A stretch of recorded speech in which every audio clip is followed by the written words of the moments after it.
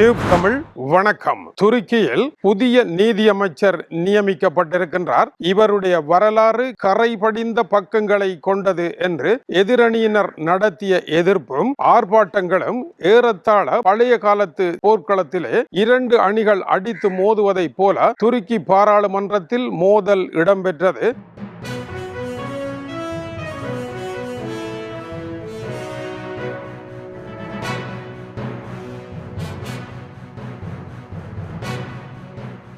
இந்த மோதலானது துருக்கி பாராளுமன்றம் இன்னமும் ஆசிய ஆப்பிரிக்கா நாடுகளைப் போல பின்தங்கிய நிலையில்தான் இருக்கின்றது என்பதை காட்டும் ஒரு மோதல் என்று ஊடகங்கள் எழுதுகின்றன. இதற்கு காரணம் என்ன?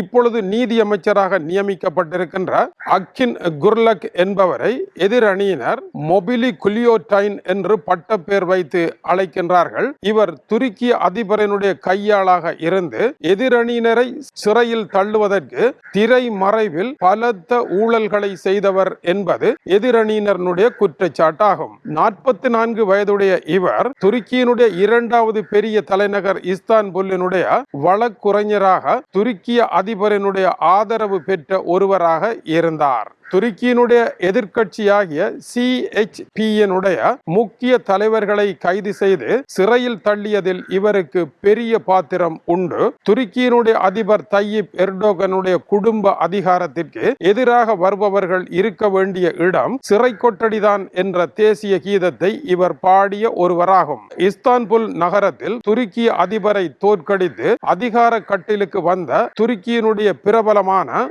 எக்ரம் இமாமோக்லுவை சிறையில் தள்ளிய பெருமை இவரையே சாரும். அவர் மீதான ஊழல் குற்றச்சாட்டுகளை 3900 பக்கங்களில் உருவாக்கி 2000 வருடங்கள் அவருக்கு சிறை தண்டனை விதிக்க வேண்டும் என்று கூறி துருக்கிய அதிபர் தய்யிப் எர்டோகனுடைய உள்ளத்திலே பாலை வார்த்த ஒரு சட்ட நிபுணராக இவர் இருந்தார். இப்படிப்பட்ட ஒருவரை துருக்கிய அதிபர் எதற்காக நீதியமைச்சராக நியமித்தார்? இப்பொழுது நீதியமைச்சர் நியமனங்கள் அதிபரனுடைய இருத்தலுக்கான ஒரு நடவடிக்கை என்று உலகம் ஜனநாயகத்தின் மீதான கேள்விகளை வைக்கின்ற ஒரு சூழலில் அமெரிக்கா போன்ற நாடுகளில் நடைபெறுவதை போல நாமும் நீதித்துறையில் நடக்கலாம் என்பது போல தய்யிப் எர்டோகனுடைய இந்த நியமனம் இருக்கின்றது. ஏனென்றால் அமெரிக்க அதிபர் டொனால்ட் ட்ரம்ப் மீண்டும் தேர்தலில் கேட்க போகின்றேன் என்று திட்டம் தீட்டிக் கொண்டிருக்கின்றார். அவரை போல துருக்கிய அதிபரும் அடுத்த தேர்தலிலும் போட்டியிடலாம் என்று பதவி மோகத்தில் இருப்பதாக கூறப்படுகின்றது. அதற்கு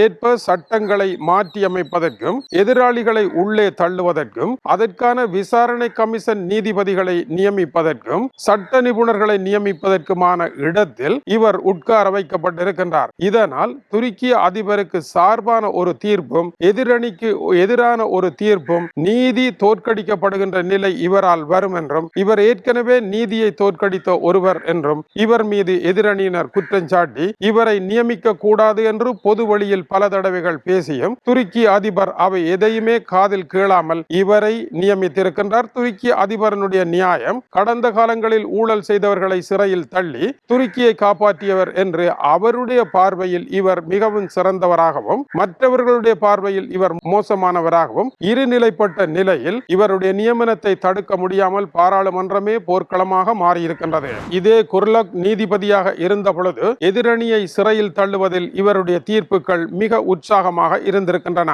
குர்டிஸ்தானிய தலைவர் செலாகுதீன் டெர்மிதாஸை சிறையில் தள்ளியது இவருடைய தீர்ப்பு தான். இவர் மீதான தீர்ப்பு பக்கச்சார்பானது என்று ஐரோப்பிய ஒன்றியத்தினுடைய நீதித்துறை கூறினாலும் கூட பின்னர் 2016 ஆண்டு நடைபெற்ற சதி புரட்சியில் இவருக்கும் சம்பந்தம் என இவரை மீளா சிறையில் தள்ளியதற்கும் இவர் பொறுப்பாக இருந்திருக்கின்றார். துருக்கியினுடைய நாடாளுமன்ற தேர்தல் எதிர்வரும் 2028 ஆண்டு நடைபெற இருக்கின்றது. அதற்கான முன்னேற்பாடுகள் இப்பொழுதே ஆரம்பிக்கப்பட்டு விட்டன. வெற்றி பெறக்கூடிய எதிரணியினர் சிறைக்குள் தள்ளப்படக்கூடிய சூழ்நிலை இருப்பதனால் கடும் எதிர்ப்பு. இதே குர்லக் புதிய நீதிபதிகளை நியமிப்பது, புகார்களை பரிசீலிப்பது, பொறுப்புள்ள அரச வழக்குரைஞர்களை நியமிப்பது என்றும் அனைத்து நடவடிக்கைகளும் இவரின் ஊடாக வர வேண்டும் என்பதனால் துருக்கி, ஈரான் போன்ற நாடுகளில் நீதித்துறை சரியான முறையில் பயன்படுத்தப்படவில்லை என்கின்ற குற்றச்சாட்டுகள் இருக்கின்ற நிலையில் இவருடைய நியமனம் குறித்த விமர்சனங்கள் எழுந்திருக்கின்றது. ஆனால் இந்த விமர்சனங்களை எதுவும் செய்ய முடியாது. ஏனென்றால் அதிபர் ஸ்தானத்தில் துருக்கி அதிபர் தையிப் எர்டோகன்